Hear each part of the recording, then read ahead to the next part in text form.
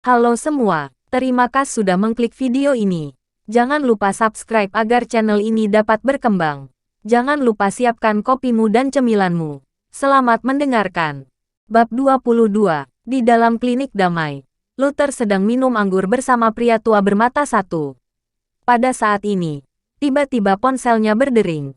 Begitu teleponnya diangkat, terdengar suara Julie yang berteriak, "Halo, Luther. Bu Ariana sedang dalam bahaya. Cepat datang ke sini untuk menyelamatkannya." "Bahaya? Ada apa sebenarnya?" tanya Luther sambil mengernyit. "Semua ini gara-gara kamu. Bu Ariana mengkhawatirkan keselamatanmu. Jadi, dia langsung mengunjungi Tuan Adi untuk bernegosiasi dan sampai sekarang masih belum keluar juga. Kemungkinan besar dia dalam bahaya," ujar Julie dengan napas tergesa-gesa. "Sembarangan. Sudah kubilang ini urusanku. Untuk apa dia ikut campur?" teriak Luther dengan wajah murung. Julie memarahinya dengan kesal. "Luther, kamu masih punya hati nurani enggak? Bu Ariana ke sana juga demi menyelamatkanmu." "Di mana dia sekarang?" tanya Luther. "Di grup Prosper. Aku segera ke sana." Tanpa berbasa-basi, Luther langsung menutup telepon dan bergegas ke tempat tujuan. Di sisi lain, di dalam ruangan kantor grup Prosper, Ariana bersandar di sofa dengan kepalanya yang pusing dan rambutnya yang dibasahi keringat. Efek dari anggur itu mulai terasa sekarang. Kaki dan tangannya terasa sangat lemas. Dia bahkan tidak bisa berdiri dengan stabil. Yang lebih penting lagi adalah, tas dan ponselnya telah disita saat memasuki kantor tadi. Dia bahkan tidak bisa menelepon untuk meminta bantuan. Bagaimana ini? Saat Ariana masih sedang memikirkan jalan keluar, pintu ruangan kantor itu kembali terbuka. Adi yang mengenakan jubah tidurnya berjalan melenggang masuk ke kantor. "Kenapa masih belum dilepas pakaiannya? Apa harus aku sendiri yang turun tangan?" Tatapan Adi menelusuri seluruh tubuh Ariana. Baginya, Ariana tampak sangat seksi sekarang. Sekujur tubuhnya memancarkan pesona yang memikat, membuat orang ingin sekali mencicipinya. "Tuan Adi, sebaiknya kamu jangan macam-macam. Aku sudah membuat persiapan sebelumnya. Kalau dalam waktu setengah jam aku belum keluar dari sini, anak buahku akan menelepon polisi." "Sekarang polisi sudah hampir tiba," ujar Ariana memperingatkan. "Kamu sedang menggertakku." Adi tersenyum sinis dan berkata, "Kamu kira, bagaimana aku bisa menduduki posisi ini? Terus terang saja, aku punya banyak kaki tangan di kantor polisi. Kamu kira mereka akan menangkapku?" Mendengar ucapannya, ekspresi Ariana sontak berubah.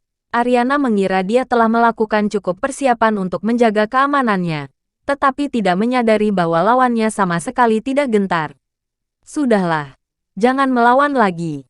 Tidak ada yang bisa menyelamatkanmu hari ini. Kalau kamu nggak mau mati, patuhlah," ucap Adi sambil mendekatinya perlahan-lahan. "Jangan mendekat." Ariana tiba-tiba meraih gunting di atas meja, berniat untuk melakukan perlawanan terakhir. "Sialan, benar-benar tak tahu diuntung." Adi marah besar. Dengan satu pukulan, dia langsung membuat Ariana pingsan di lantai. Kemudian, tubuhnya yang besar menimpa tubuh Ariana. Adi merobek pakaian Ariana dengan kasar, menampakkan pahanya yang putih dan pinggangnya yang ramping. Saat dia hendak menyentuh Ariana, tiba-tiba terdengar suara benturan yang keras dan pintu ruangan itu ditendang hingga terbuka. Muncul seorang pria tampan dengan tatapan yang penuh dengan niat membunuh. Tatapannya yang tajam seolah-olah ingin melahap mangsanya. "Siapa kamu? Berani-beraninya kamu menggangguku?" teriak Adi dengan marah sambil berdiri dengan perlahan. Luther tidak berkata apapun, melainkan melepaskan jaketnya dan menutupi tubuh Ariana. Ariana yang setengah sadar itu merasakan dirinya terbungkus oleh hawa yang terasa familiar. Seketika, dia merasa aman. "Kamu Tuan Adi?" "Ya, aku adalah orang yang melukai anakmu. Sekarang, apakah kamu masih punya kata-kata terakhir?" Luther mendongak menatap Adi dengan tatapan sangar. "Ternyata kamu orang brengsek itu." Adi tersenyum licik, lalu berkata, "Ternyata kamu cari mati sendiri. Ya, berani-beraninya kamu datang sendirian ke wilayahku. Sepertinya kamu sudah bosan hidup." "Ya." Sambil berbicara, Adi menekan tombol di bawah meja. Kring, terdengar suara alarm yang memekakkan telinga. Detik berikutnya, banyak sekali pengawal yang berhambur masuk ke dalam ruangan. Dalam sekejap, kantor tersebut sudah terkepung sepenuhnya oleh para pengawal.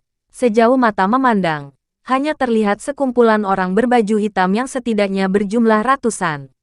Selain itu, jumlah ini terus bertambah. Anak muda, dengar-dengar, kamu pandai berkelahi. Adi tersenyum sinis dan berkata, memangnya kenapa kalau kamu bisa menghadapi puluhan orang? Di sini, aku punya anak buah yang berjumlah hampir 200 orang.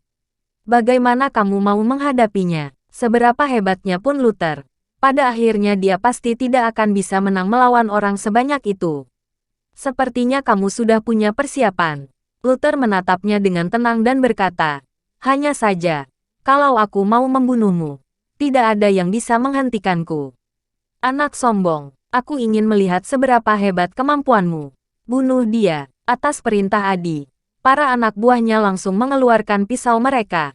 Berhenti. Tiba-tiba, terdengar teriakan keras dari pintu masuk. Pada saat bersamaan, terdengar beberapa tembakan. Dor, dor, dor. Mendengar suara tembakan itu, semua orang langsung terdiam. Kemudian, kerumunan itu pun langsung terpisah. Seorang pria tua berpakaian batik dan rambut beruban, berjalan dengan mantap dan angkuh. Di belakangnya, ada beberapa penembak yang mengikutinya. Pak Eril, kenapa Anda bisa datang? Adi buru-buru menghampirinya sambil tersenyum lebar. Perlu diketahui, pria di hadapannya ini adalah ketua dari Kamar Dagang Jiloam. Salah satu dari 3 bos besar yang sesungguhnya. Keberadaannya ini bahkan bisa mengguncang seluruh kota Jiloam. Minggir kamu. Eril sama sekali tidak peduli terhadap Adi, melainkan langsung menghampiri Luther dengan antusias. Tuan Luther, apakah Anda baik-baik saja? Aku baik-baik saja. Kenapa kamu datang? Luther agak terkejut, mendengar bahwa Tuan Luther dalam bahaya. Aku langsung buru-buru datang. Untungnya, aku datang tepat waktu. Eril mengusap keringatnya. Wajahnya terlihat agak ketakutan. Jika sampai terjadi sesuatu pada Luther di daerah kekuasaannya, Eril juga akan menjadi korban. Pak Eril, kalian kenal saling kenal. Adi membelalakkan mata dengan keheranan. Bajingan, Eril tiba-tiba marah. Dia melayangkan tamparan ke wajah Adi dengan keras. Apa yang kamu pikirkan? Berani-beraninya kamu melawan Tuan Luther. Kamu sudah bosan hidup. Ya, Adi langsung keheranan dan merasa tidak percaya. Menurut penyelidikannya, Luther hanyalah orang biasa yang tidak memiliki latar belakang apapun. Kenapa Eril bisa begitu cemas? Jangan-jangan, Luther adalah orang yang sangat mahir menyembunyikan identitasnya.